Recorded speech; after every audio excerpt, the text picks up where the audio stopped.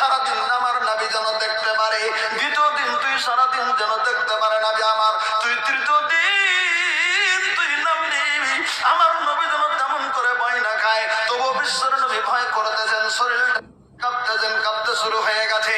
এবার তখন ওই লোকটি বলতে শুরু করে দিলেন, ইয়া মুহাম্মদ আনা জিবরিল লা তাখাফ ইয়া মুহাম্মদ, ওগো বিশ্বের নবী মুহাম্মদ গো, তুমি ভয় করো না, আমি আল্লাহর ফেরেশতা, আমার নাম হযরতে জিবরিল।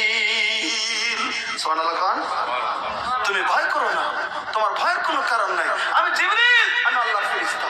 যাক, নবীকে নিয়ে যাওয়া হলো, সিনাসাক করা হলো, তারপরে নবীকে নামাজের নিয়ত করে বসানো হলো। নবীকে বলা হলো, ইকরা বিসমি রাব্বিকাল্লাযী খালাক, খালাকাল ইনসানা মিন আলাক, ইকরা ওয়া রাব্বুকাল আকরাম আল্লাযী আল্লামা বিল কালাম, আল্লামাল ইনসানা মা লাম ইয়ালাম। আল্লাহ রাব্বুল আলামিনের এই কোরআনে কারীমের 5টা নবীর উপরে নাযিল করে দিলেন। এবার বুখারী শরীফ খুলুন, প্রথম দিকে কিতাবুল ওহীতে বর্ণনা করা আছে, আল্লাহ রাব্বুল আলামিনের নবীজি তো ভয় খাইলেন, খুবই ভয় খেয়েছেন, খুবই ভয় খেয়েছেন। খুব গুরুত্ব দিয়ে শুনবেন কথাটা, খুবই ভয় খেয়েছেন নবী আমার। বলে কেন? সর্বপ্রথম নবীকে যখন বলা হলো ইকরা বিসমি রাব্বিকাল্লাযী খালাক, নবী তো লেখাপড়া করেননি স্কুলে কলেজে, নবী বলে দিয়েছিলেন মা আনা বিকারিয়ান, আমি তো লেখাপড়া জানি না, আমাকে লেখাপড়ার কথা বলছো, পড়ার জন্য বলছো। হযরতে জিবরিল করেছিলেন কি, হযরতে জিবরিলের সিনার সঙ্গে আল্লাহর নবীর সিনাটা মিলিয়ে এরকম করে দাবিয়ে দিয়েছিলেন, এরকম করে 2 বার দাবিয়ে দেওয়ার পরে 3 বারের মাথায় আল্লাহ রাব্বুল আলামিনের নবী হযরতে জিবরিলের সঙ্গে পড়তে শুরু করেছিলেন। সুবহানাল্লাহ ধরে বলেন। ওই হযরতে জিবরিলের দাবিতে আল্লাহ রাব্বুল আলামিনের নবীর গায়ের ভিতরে জ্বরের অনুভব হয়ে গেছে, কারণ শরীরের পাঁচগুলি না হাড্ডিগুলি যেমন জড় যেমন হয়ে গেছে, কারণ হযরতে জিবরিলের চাপা জমিনের ভিতরে, ওই জন্য খুবই কঠিন অবস্থার ভিতরে আল্লাহ রাব্বুল আলামিনের নবী তো ভয় করেছেন। আল্লাহ রাব্বুল আলামিনের নবী এবার গুহা থেকে আস্তে আস্তে আস্তে আস্তে নেমে তাড়াতাড়ি করে আল্লাহ রাব্বুল আলামিনের নবী তার বিবি হযরতে খাদিজার কাছে চলে যায়।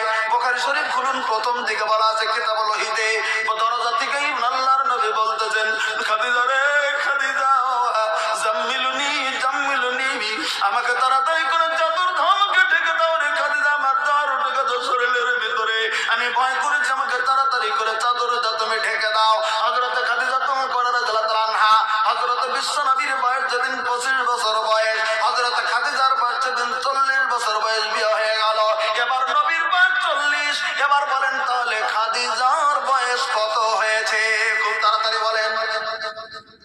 এই তো বিজ্ঞানের শিক্ষক আছেন, কলেজের ছেলেরা আছে, এত তাড়াতাড়ি কি বলতে পারো না, এত লেট হয়।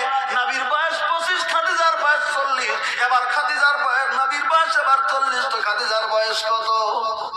55 বছর বয়স, 55। আর এই 55 বছর বয়সের খাদিজা আল্লাহ রাব্বুল আলামিনের নবীকে বলতেছেন, ওগো আমার স্বামী, কি হয়েছে আপনার এমন করতেছেন কেন? হয়েছেটা কি আপনার? কি হয়েছে, কি হয়েছে?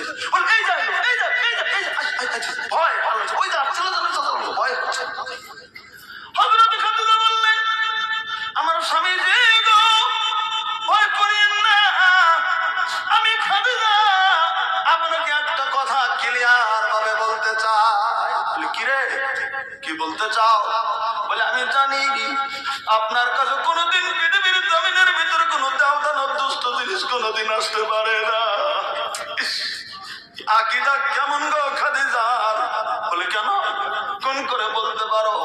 বলে আমি জানি পৃথিবীর জমিনের ভিতরে, ও স্বামী গো, আপনার চরিত্র আমি দেখেছি পৃথিবীর জমিনের ভিতরে, আপনি কোনোদিন কাউকে মারেন না, কোনোদিন কাউকে আঘাত দেন না, আপনার দিলের ভিতরে দয়া আছে, মহব্বত আছে, আপনার দিলের ভিতরে দয়া মমতা আছে। পৃথিবীর জমিনে আপনি শুধু উপকারী করে দেন গো আমার স্বামী, পৃথিবীর জমিনে আপনি খালি ভালো কামগুলি নি করে যান, পৃথিবীর জমিনে আপনি ভালো কথাগুলি নি বলে যান, পৃথিবীর জমিনে আপনাকে কোনোদিন আমার সঙ্গে আপনার বিবাহ হওয়ার পরে কোনোদিন আপনার মধ্যে আমি কোনো অন্যায় পাই নাই। যে পৃথিবীর জমিনে অন্যায় করে না, যে পৃথিবীর জমিনে খারাপ কথা বলে না, যে পৃথিবীর আরেকজনের কোনো নোকসান করে না, ওই লোক তার কাছে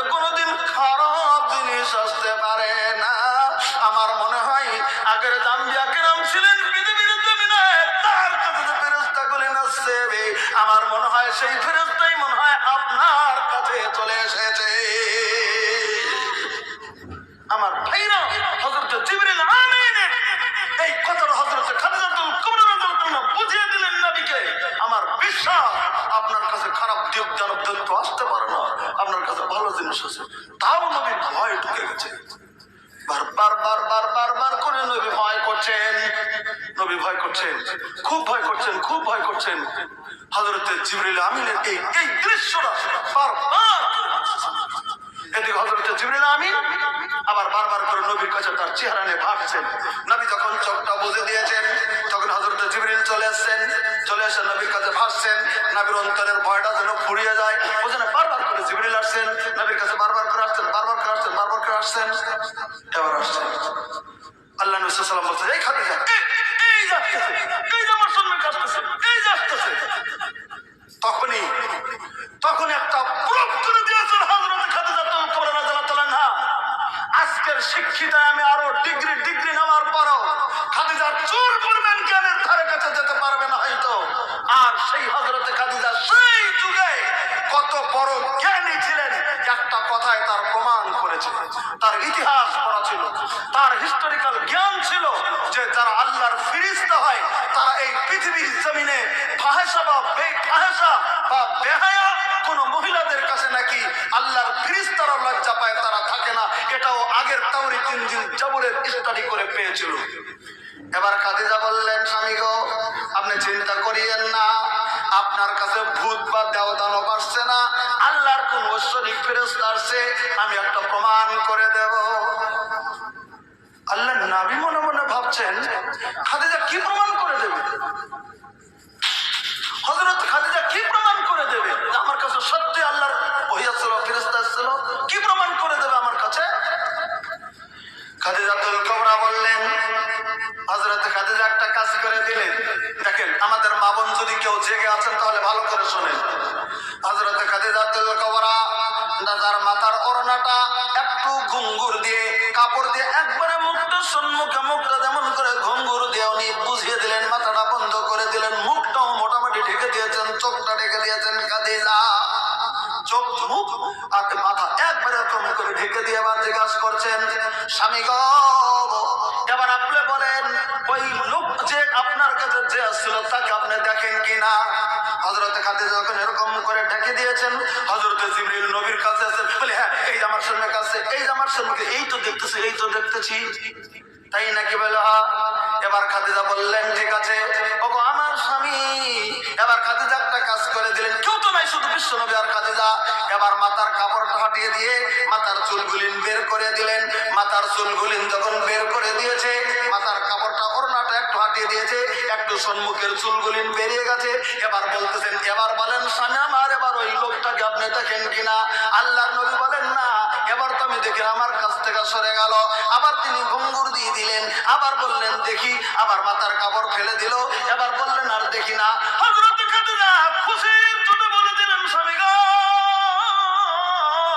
আপনার ভয়ের কোনো কারণ নাই গো, আমি 100% বলে দিলাম, দাও দানব আপনি দেখেন নাই, আপনি আল্লাহর ফেরেশতাই দেখেছেন। সুবহানাল্লাহ জোরে বলেন।